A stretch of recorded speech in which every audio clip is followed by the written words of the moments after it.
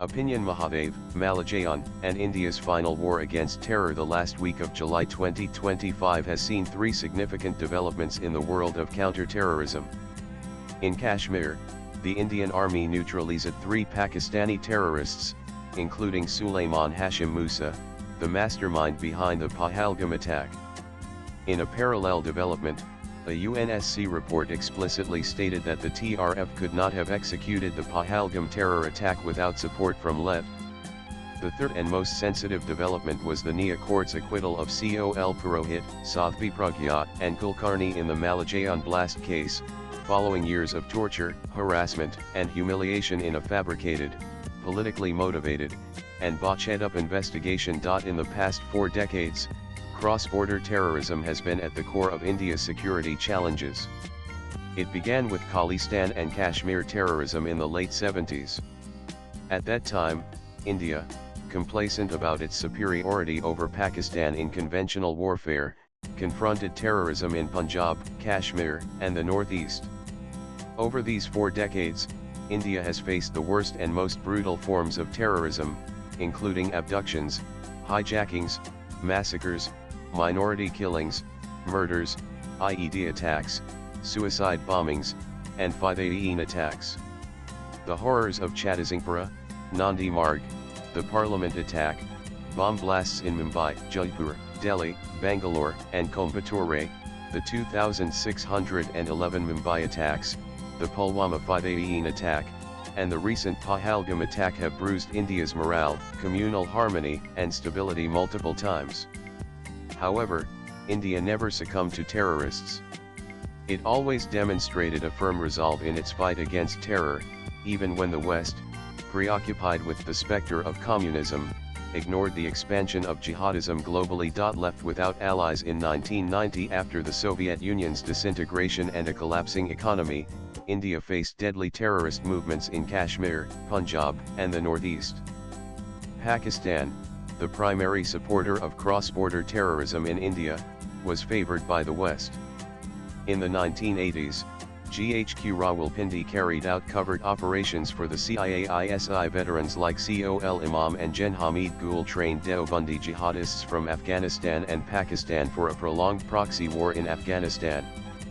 In return, Washington provided Pakistan with billions of dollars in aid and military support, which Pakistan diverted to finance terrorist activities in JK. Fueled by drug money and US backing, Pakistan pursued nuclear ambitions. By the early 1990s, Pakistan was fast closing the nuclear gap with India. India was in a difficult position. With the rise of the Taliban, India lost Afghanistan, another key neighbor and ally strategically. Afghanistan's loss was a major setback to India's national security. Under the overarching Pakistani umbrella, the jihadist takeover of Pakistan led to the emergence of numerous terrorist groups, terror training camps, drug smuggling networks, infiltration routes, crime syndicates, and illegal weapons markets.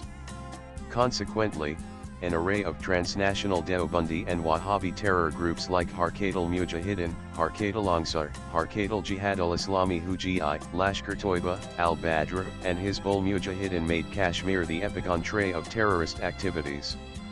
After Pakistan's successful nuclear tests in 1998, its audacity knew no bounds, unleashing more lethal groups like Jaish-e-Mohammed. India's cautious, measured, moderate, and proportionate military response, combined with diplomatic efforts aimed at peaceful resolution, demonstrated patience and strategic restraint.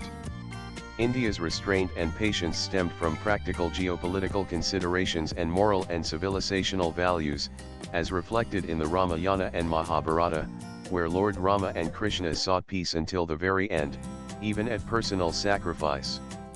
However, India faced the embarrassment of releasing Masood Azhar in exchange for freeing 150 passengers of IC-814. After a series of ISI-orchestrated bomb blasts in Mumbai, Jaipur, Ahmedabad, Bangalore, Coimbatore, Hyderabad, and other cities, India was helpless. ISIS-covered capabilities emboldened indigenous jihadist groups like SIMI and IM, who developed close ties with them. Following the 2611 Mumbai attacks, the then government chose not to retaliate, leaving the average Indian feeling humiliated and betrayed. However, after Modi's rise to power, India broke the shackles and began regaining lost ground on national security. Modi started with a bang. India's surgical strike after the Uri 518 attack was the first signal of change, calling out Pakistan's nuclear bluff. But Pakistan refused to accept the change. After Burhan Wani's encounter death in 2016, ISI masterminds orchestrated widespread violent civil unrest in the Kashmir Valley, followed by a long spell of homegrown insurgency. In some areas of South Kashmir, the state's writ ceased to exist. However, India's massive crackdown soon forced the rioters and stone pelters to retreat. Following that, the central government's all-out operation against terrorists signaled Delhi's force posture with an unprecedented clarity. Modi's message was clear: guns, bombs, and bullets will be met with force, but those who wish to talk are welcome.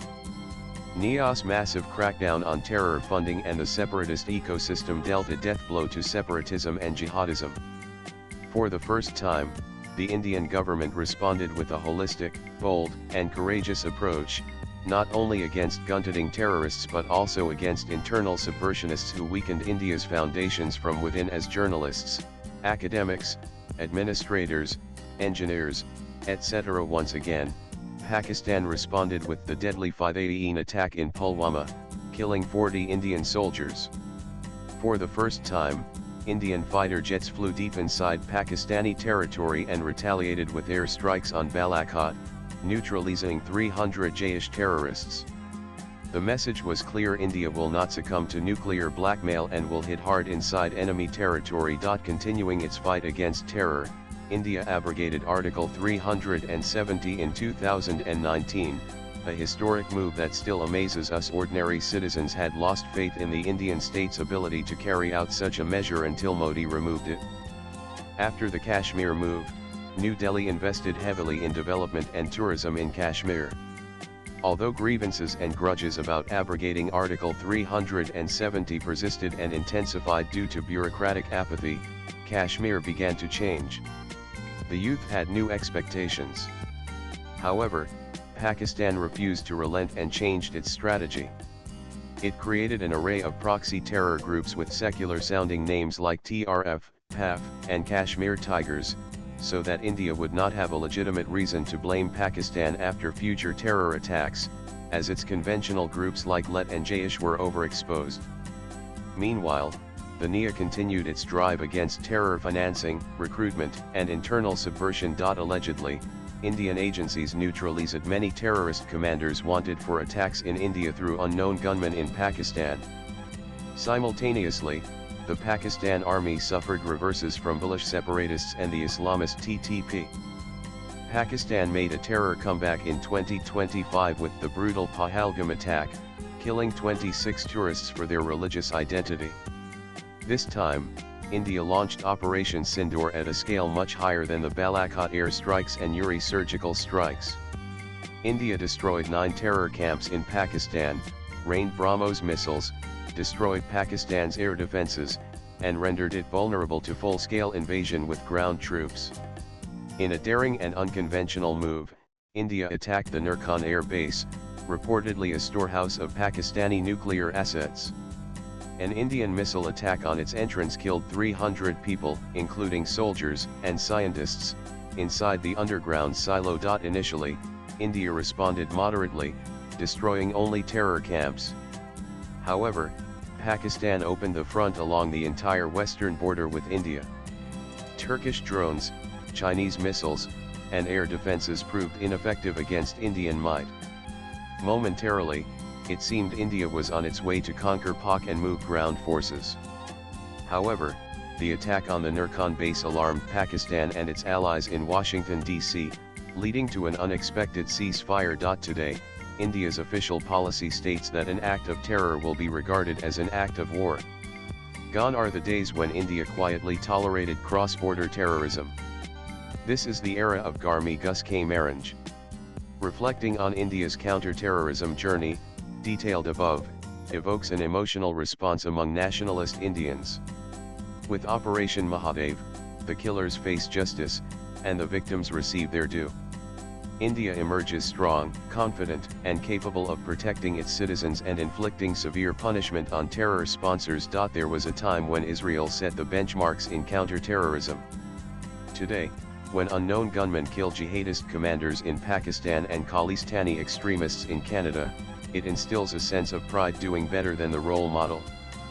Furthermore, the UNSC Monitoring Committee's mention of TRF and its relationship with LET is a significant diplomatic victory for India.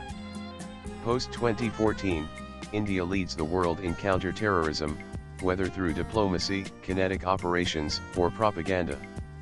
After 2019, India's diplomatic heft enabled it to silence many countries, rendering Pakistan's propaganda war ineffective. Today, when the UNSC mentions the unholy nexus between Pakistan's LET and TRF, it brings shame to Pakistan. Compare this to the days when India's complaints in global multilateral bodies fell on deaf ears. Finally, the acquittal of falsely accused individuals in the Malegaon blast case delivers a crushing blow to internal subversives. It is hard to believe there was a time when the state targeted innocent Hindus, tortured distinguished soldiers, humiliated holy monks, and falsely accused them of terrorism. The state machinery was infiltrated by Islamists and pro-Pakistan elements, with Bollywood working for the underworld mafia in Pakistan, aiding jihadists. Politicians contested elections with fake currency printed in Pakistan, and liberal intellectuals and academics attended conferences and parties of jihadi extremists and ISI spies like FAI in the US. Over the last 14 years, the state has changed dramatically. Today, anyone defending Rohingya settlers and jihadists in the name of human rights finds little support across the ideological spectrum. Even opposition parties must think twice before undertaking such a suicidal venture. Swipe left for next video. As we move forward, it is clear that any future Pahalgam-like terror attack will likely lead to significant cartographic changes in South Asia. However, beyond Kashmir, India faces a major war against jihadism in its hinterland. Due to polarist social and political discourse, bitter communal tensions, widespread jihadist activities, and Muslim radicalization, every city sits on a ticking time bomb. Any spark could ignite major civil unrest and communal rioting. India's intelligence and kinetic capabilities require a massive overhaul and upgrade.